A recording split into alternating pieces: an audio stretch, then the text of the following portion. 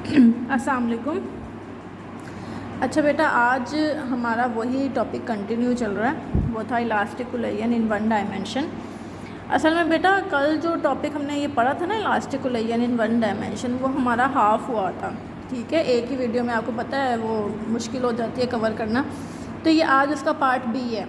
आपने बहुत अच्छे से सुनना है, ध्यान से सुनना है और इसको समझना है और कंफ्यूज नहीं होना, क्योंकि ये ज़्यादा मैथमेटिकल है। ठीक है, ऑलमोस्ट थ्योरी हमारी सारी हो चुकी थी, लेकिन चले मैं फिर भी आपको थोड़ा सा रिपीट करवा देती हूँ। हमारे पास एक बॉल थी M1 और एक बॉल थी M2, ऐसे ही था इनिशियली, या यूँ कह लें बिफ़ोर कुलैयन क्या हुआ था। बिफ़ोर कुलैयन ये अपनी अपनी वेलोसिटी से चल रही थी। ठीक है, M1 चल रही थी V1 वेलोसिटी से और M2 चल रही थी V2 वेलोसिटी से। लेकिन आफ्टर कुलैयन क्या हुआ, जैसे ही टकराई, टकराने के बाद क्या हुआ, M1 की जो वेलोसिटी अब थोड़ी सी चेंज हो गई, वो बन गई है V1 डैश, और M2 की वेलोसिटी क्या बन गई है, वो बन गई है V2 डैश। ये कौन सा केस था बेटा, ये था आफ्टर कुलैयन। ठीक हो गया। और बेटा ये जो टॉप पे मैंने इक्वेशन लिखी हुई, ये लास्ट टाइम हमने निकाल ली थी, आपको याद होगा, ये लास्ट टाइम की इक्वेशन है, ये हमने निकाल ली थी।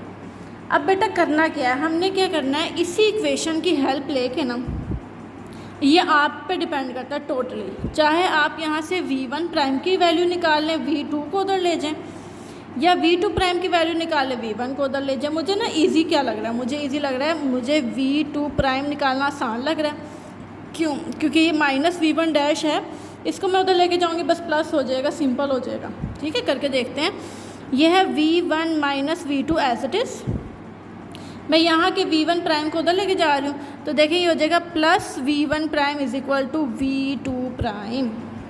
ठीक है, आप इसे फ़िलहाल इक्वेशन ए का नाम दे दें। बेटा according to law of conservation मैं लिख लेती हूँ, according to law of conservation of momentum. आपको पता है क्या इक्वेशन पता है, आपको पता है M1 V1 plus M2 V2 is equal to M1 V1 prime plus M2 V2 prime. बेटा इससे कंफ्यूज ना होना, मैं कभी प्राइम बोल रही हूँ कभी डैश बोल रही हूँ, तो एक ही बात है। ठीक है बेटा, ये इक्वेशन आपको पता है law of conservation of momentum की। आपको यहाँ नज़र आ रहा है V2 डैश नज़र आ रहा है, और मुझे ऊपर भी V2 डैश की वैल्यू नज़र आ रही है। ऐसा करती हूँ, इस V2 डैश की वो वाली वैल्यू यहाँ पे पुट कर देती हूँ, देखते हैं फिर हमारे पास क्या बनता है। देखिए चेक करते हैं, M1 V1 plus M2 V2 is equal to M1 V1 dash plus M2 V2 dash की वैल्यू लिखनी है ना, और वैल्यू क्या है V1 minus V2 plus V1 dash. ठीक हो गया बेटा। अब देखिए बाहर M2 है, वो अंदर की सारी टर्म के साथ मल्टीप्लाई हो जाएगा, तो हम करवा लेते हैं। M1 V1 plus M2 V2 is equal to M1 V1 dash plus M2, और ये क्या है V1, तो लो जी M2 V1 माइनस, यहाँ पे माइनस है ना, तो क्या बनेगा M2 V2, और यहाँ पे प्लस है तो प्लस M2 V1 प्राइम या V1 डैश। ठीक है बेटा। बेटा अब ना हमने करना क्या है, हम ऐसे करते हैं, डैश वाली सेपरेट कर लेते हैं, विदाउट डैश सेपरेट कर लेते हैं। मुझे डैश वाली एक ये नज़र आ रही है और एक ये नज़र आ रही है, इनको यहीं रहने देते हैं, बाकी ये जो दो टर्म्स हैं हम उधर ले जाते हैं, देखते हैं क्या बनता है। देखें बचेगा हमारे पास M1 V1 plus M2 V2, ये दोनों पहले वाली। ठीक है, जब ये वाला इधर आएगा तो बेटा ये माइनस M2 V1 नहीं बन जाएगा, क्योंकि यहाँ प्लस है, उधर आएगा तो माइनस हो जाएगा, लेकिन ये माइनस है, ये प्लस में कन्वर्ट हो जाएगा M2 V2, और यहाँ जो बच गया वो लिख लेते हैं M1 V1 dash plus M1 V1 dash M2 V1 dash. ठीक हो गया। अब बेटा हमने वेलोसिटीज़ अलग अलग करनी है, V1 की वेलोसिटी अलग कर लेनी है, ठीक है, V2 वाली अलग कर लेते हैं, सेपरेट कर लेते हैं। ठीक है, ध्यान दें, मैं साथ लिख लेती हूँ, ये बन जाएगा M1 V1 और यहाँ से माइनस M2 V1। ठीक हो गया, नज़र आ रहा है ना आपको। आगे ये देखिए plus M2 V2 plus M2 V2, और ये जो था M1 V1 dash plus M2 V1 dash. बेटा देखिए कुछ कॉमन आ रहा है, मुझे तो लग रहा है V1 इसमें भी, V1 इसमें भी। ऐसा करती हूँ, V1 कॉमन ले लेती हूँ, पीछे क्या बचेगा, पीछे यहाँ पे बचा M1 माइनस m2। देखिए ये तो दोनों प्लस वाली वैल्यूज़ है, प्लस वाली वैल्यूज़ तो ऐड अप नहीं हो जाएगी, ये बन जाएगा +2m2v2 इज़ इक्वल टू, बेटा यहाँ पे v1 डैश कॉमन नहीं आ रहा, इधर भी है इधर भी है, पीछे क्या बचेगा m1 प्लस m2।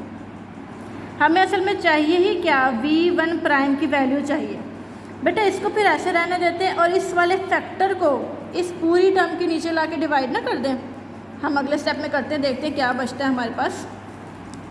देखें हमारे पास तो m1 minus m2 v1 plus 2m2v2 is equal to v1 dash यहाँ रहा और divided by m1 plus m2। ऐसे ही है ना। एलसीएम बेटा सेपरेट कर लेते हैं, कैसे सेपरेट होगा, ऊपर नीचे अलग अलग कर लेते हैं।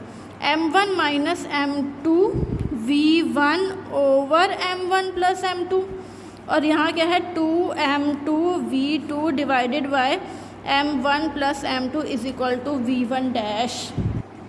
बेटा यही आपकी v1 डैश की इक्वेशन है। आपको v1 डैश ही चाहिए था कि वो वेलोसिटी कितनी बनेगी, और ये देखें हमने कैलकुलेट कर लिया। बेटा देखिए ध्यान दें, हुआ क्या, हुआ ये मैंने स्टार्ट में ना v2 डैश निकाला, वैल्यूज़ पुट की हैं और सॉल्व करते करते मुझे v1 डैश की वैल्यू मिल गई। अब मैं इधर से, मैं इसी इक्वेशन से v1 डैश निकालूंगी और आप देखेंगे मुझे इक्वेशन किसकी मिलेगी, v2 डैश की मिल जाएगी। ऐसे ही है ना जी बेटा। अब v1 प्राइम तो हमारा निकल आया था, अब हमने क्या करना है, v1 प्राइम निकाल के v2 प्राइम निकालने की कोशिश करनी है। ठीक है बेटा, वही इक्वेशन देखें, वहीं से हम कंटिन्यू करेंगे जहाँ से छोड़ा था, v1 minus v2 is equal to v2 prime minus v1 dash. ऐसे ही था। अब हमने क्या निकालना है यहाँ से, अब हमने निकालना है v1 डैश, ये निकालना है हमने। तो बेटा इस टर्म को उधर ले जाते हैं और ये वाली पूरी टर्म हम इधर ले आते हैं, माइनस एज इट इज़ रहेगा। ऐसे ही है ना। तो देखो मैंने v1 प्राइम निकालने के लिए v2 प्राइम माइनस इस पूरे फैक्टर को मैं इधर ले आई, और बाहर माइनस होता है आपको पता, अंदर का साइन चेंज हो जाता है, इसलिए यहाँ पे चेंज हो गया। अगेन सब कुछ वही according to law of conservation of momentum, मैंने उसी law of conservation of momentum की इक्वेशन भी लिख लिया।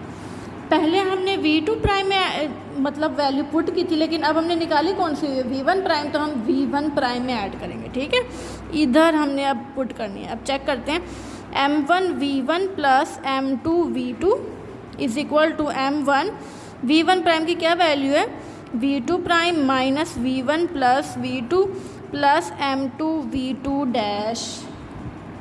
ठीक हो गया।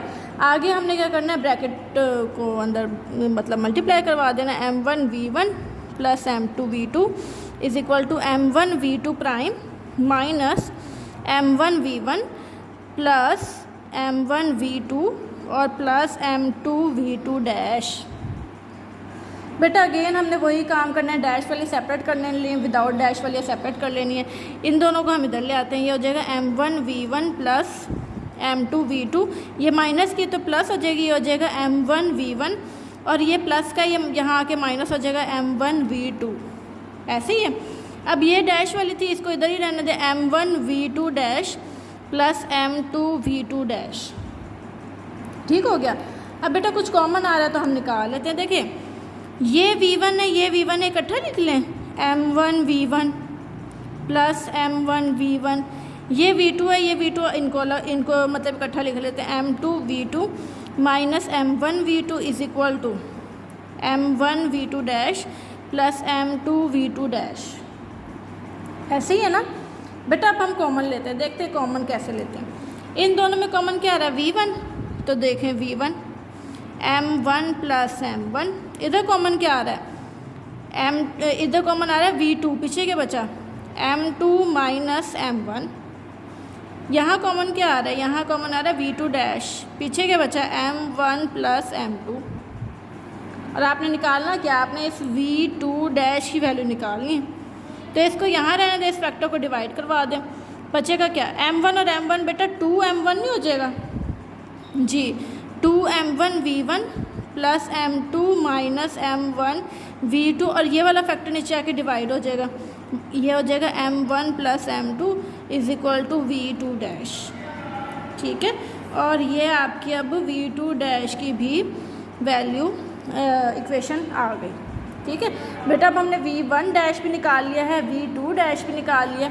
अब इससे रिलेटेड ना हमारे पास कुछ केसेस हैं, ठीक है। वो केस इंशाल्लाह हम फिर कल करेंगे। ओके बेटा, अल्लाह हाफिज़।